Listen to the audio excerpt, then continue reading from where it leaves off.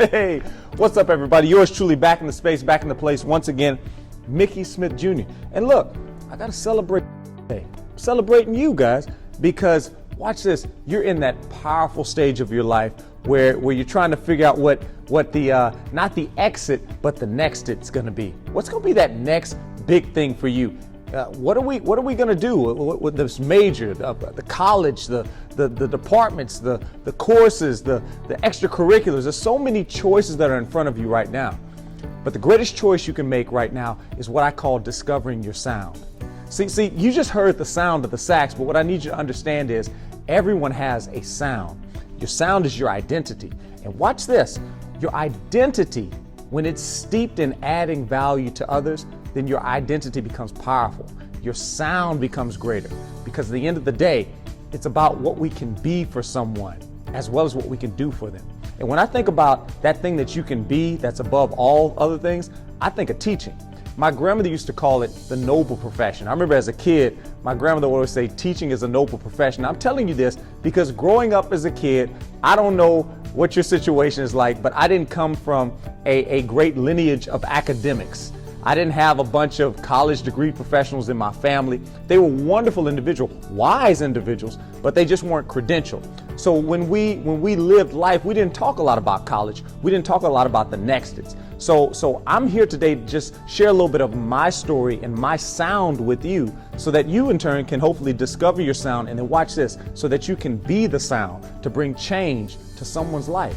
Now, I'm sharing this with you because I filled out my own fast for growing up as a kid. You know, my parents are loving, they're wonderful, but that just wasn't their lane. That wasn't their wheel set. They didn't have a lot of knowledge in that area. So I found myself doing a lot of the grunt work at the time. I went into college. I didn't really know what I wanted to major in. So because I had this wonderful opportunity, and I say opportunity because that's what college is. It's an opportunity for you to educate, but also for you to elevate to that next level. And I said, I don't want to waste this shot that I got. So I went in and I majored in general business administration, because in my mind, if you went to college, you needed to do something that was going to be lucrative, right? That you're going to get the bag, make the money, right? So I said, business. Everybody knows business is all about money.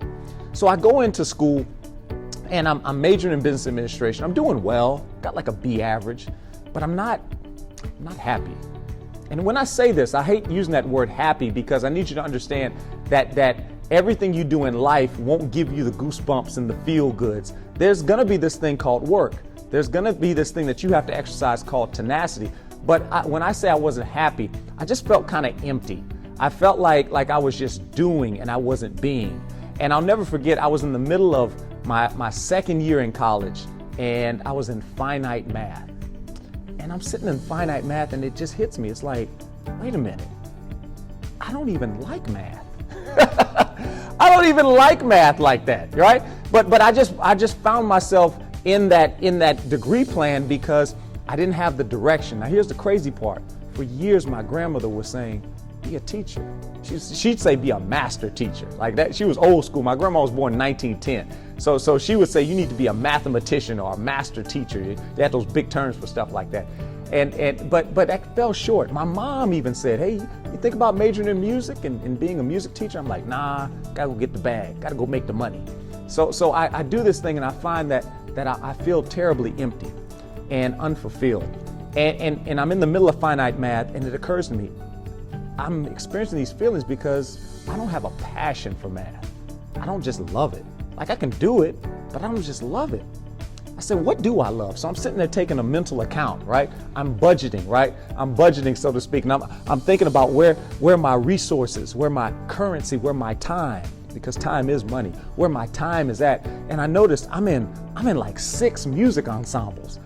I think I was even taking choir that year, and I don't even really sing, right? So I'm taking all these music ensembles.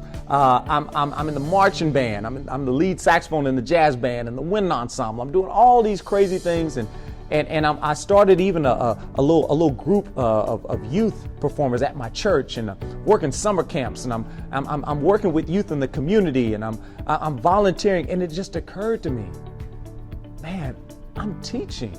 Why? Because teaching at its truest form is educating. And when you educate, you are a giver. you're a giver of self. You are helping someone see something they couldn't see before. I like to say you're helping people see their sound, see their significance, see their brilliance, see who they truly can be. And I remember getting up in the middle of finite math as that woman was lecturing, and I walked right out of finite math. It was pretty rude. Looking back on it now, I was like, wow, that was like the rudest thing you can do. But you know what? When you're following your calling, nothing else really matters. And for me, that's what got me into teaching. It was the realization that I had an opportunity to provide an opportunity for someone else. Now, why am I telling you this? Because that moment that I experienced in finite math, the realization that my life was an opportunity to add value to others, has been the sustaining force in my life. Now, I'm gonna be honest with you, there's some days that are difficult in this thing called teaching. There's some days where maybe you don't get that pat on the back. Some days where maybe you feel like, man, I'm giving, but when you understand the value of adding value, then you understand what my grandmother understood, and that is teaching is the noble profession. And that's why I teach, to help others discover their sound so that they keep on going. And at the end of the day, my sound is not that saxophone you just heard, but my sound is my ability to engage, to educate, and to elevate every learner to excellence. Has it been an overnight success? Absolutely not. But what teaching is an over life success. And I'll tell you this, it may not be the most lucrative profession, but it is definitely the most rewarding profession that you can ever hope to experience. I believe everybody should be given that opportunity. You may have even seen the video when I was announced the Grammy winner for the Music Education Award. And I got interviewed by CBS Morning News, and the gentleman that interviewed me was a wonderful man. But at one point, he kept pressing on his interview the point that I was an accomplished musician and I could have been charting out a particular lifestyle doing this thing called music, but yet I chose to teach. And he asked me something, and I'm gonna be honest, it kind of rubbed me the wrong way. Now they polished it up and they edited it and they made it sound really, really cool. But he asked me, he was like, why teach? And before I knew it, I said, why not teach? And that's what I would tell anybody. Why not teach? You know, those that can, teach. Don't be fooled by the hype. A lot of people say those that can't teach. No. I think our best and our brightest teachers are those ones that can do it all. See, I can hold my own on the stage, but the greatest stage that I get to hold my audience captive is on the teaching stage that is this classroom. See, I believe that when you teach, it's a matter of you discovering that sound and sharing that sound, giving a little bit of yourself, adding value to others, adding that level of identity and significance and brilliance that only your sound can do, because everyone's sound has the ability to resonate or even repel. So you got to be mindful that who you are in the classroom is as important as what you teach and what you do. That's why we need you, because at the end of the day, knowledge is not power, but applied knowledge is power. Because let's think about it. We got so much information on our phones, technically we shouldn't even really need school. So what is it about this? It's the human element. It's that connectivity. It's what you bring to the classroom. Oh, never let anybody discount your sound or your significance or your brilliance as a future educator. I want to encourage you today to consider yourself being a part of the noble profession. Oh, it's been good to me. Somebody said, well, you can't make a great living out of it. I would argue. I believe you can. You may have to be a little bit more strategic about your spending and different things like that. But watch this. The rewards go far beyond any monetary gift you can get. It goes far beyond the paycheck, guys. I'm telling you this because we need great teachers. We need great, young, vibrant individuals that has a heart for what our next generation can be. And think about it. If you're thinking about this right now, it's probably because you had a sound adult. You had an individual that made a significant impact in your life. I challenge you right now, close your eyes wherever you might be. Go ahead. I'm not even looking. Close your eyes. And I want you to think about your favorite teacher. You know, as you're thinking right now, some of you are probably even smiling, thinking about that individual. I want you to think about your favorite one, the one that just changed the game for you. And as I open my eyes and I invite you to open up yours, it's amazing. For just about all of us, it only took a second or two, right? And when you thought about that individual, watch this. And And I'm telling you this because I don't want you to be so caught up on the fact, well, I wasn't the 4.0 student. Because you're looking at one. I wasn't 4.0. I wasn't the straight A student. It's not about the subject matter as much as it is showing someone that they matter, adding that value. And then when you closed your eyes and you thought of that individual, you didn't think about the subject they taught first. You didn't think about a lesson plan. You didn't think about curriculum. You thought about how they made you feel. And at the end of the day, people don't care how much you know until first they know that you care and how much you care. So if you're an individual that can bring a level of authenticity, transparency, you're an individual that can bring a level of passion and excitement about this noble profession called teaching, then you're going to develop a level of trust. And from the trust will come the relationship. And from the relationship will come the influence. Just like that individual that you thought of. You had a relationship and influence. And from the influence, then comes the instruction. Oh, I need you to think about it, guys. Teaching changed your life. It definitely changed my life. I'll never forget, I've had some fantastic educators. Too numerous to name, but I will name one. His name was Derlin Paul Ancelet. Mr. Ancelet taught geography in middle school, 6th grade. And he saw a little fella, a C and D student, and he would take time and he'd pour into me. And he said, I can see something in you. And little did he know, or maybe he did know, that that little boy who was a C and D student would discover his sound. I told you the sound is more than the sax. I would discover my sound, and not only would I become the geography champion for my school and represent myself at LSU and begin to see myself in a collegiate arena and see myself as a professional because of those moments that he helped create. Not only did I win that, but 2 years later I went from being C and D student to student of the year. And listen, I don't say that to brag or to impress you, but to impress upon you.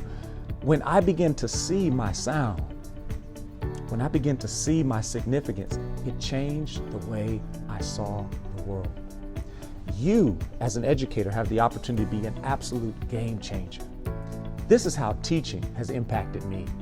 Because at the end of the day, we don't just teach. I understand now that we reach. We reach the heart and the mind. We don't just instruct, we inspire. And as we inspire, I want to inspire you today, hopefully, to see yourself beyond yourself and see the value that you can add to others through this beautiful and powerful profession called teaching. Why teach? Why not teach? I believe that when you pour your cup empty, it comes back twice as full. And there's no greater profession to pour into others, to be a fountain, than this thing called teaching. Is it difficult some days? Absolutely. I won't lie to you. Is it rewarding? Absolutely. Absolutely. So I hope that you consider being part of the profession. I hope you consider this. And if you do, let me just go ahead and say, as a McNeese alum, go Pokes. I believe that McNeese State University has one of the most impactful, powerful, strong education programs in our region, if not the entire country. And I say that because they provide the experience with a personal touch. And at the same time, too, there's so many opportunities because our school district around this area is so strong. It provides so many wonderful opportunities for you to develop your craft. And watch this, every opportunity is another opportunity for another opportunity. And there's no greater profession for providing opportunities than education. And watch this, when you're an educator, there's never a shortage. I'm putting it like this. I'm just saying, some fields come and go. The economy plays a different role in different things, but when you're a teacher, it's one of the oldest and one of the most revered, respected, and long-standing professions that has ever been. And I think that ever will be. So I encourage you today to consider. And if I can ever be of assistance to you, I encourage you, reach out to me, MickeySmithJr.com, always happy to help. And if you need a little bit of motivation and educator encouragement, I encourage you to come on out to our Sound 180 Educators Facebook group. Now, I know Facebook is for the older folks, but if you're going to be part of the noble profession, you have to be all things to all people. So I invite you to come and be a part of us on Facebook at Sound 180 Educators, SOUND, the number 1, the number 8, the number 0. And if anything today, guys, I hope you take away is that you are loved, you're valued, and you're wanted. If you're here today, somebody sees value in you. And if you can take that feeling, that understanding, that ideal, and focus in education, now you have the opportunity to show others that they are loved, valued, and wanted as well. We need you guys. That's what Alicia Keys told me at the Grammys when I was holding her hand. She said, we need you. And today, I humbly say to you, we need you. So understand that this thing called life is a class, and the world we live in is a classroom. Your career doesn't start when you get out of college. Your career starts with what you get out of college. And what you do matters more than you realize. So come join us, be part of the noble profession. And while you're at it, make your classroom sound. And I promise you guys, you'll be in position to make your teaching epic. And ultimately, your legacy will be significant. Until next time, guys, Mickey Smith Jr. Find out more today, MickeySmithJr.com.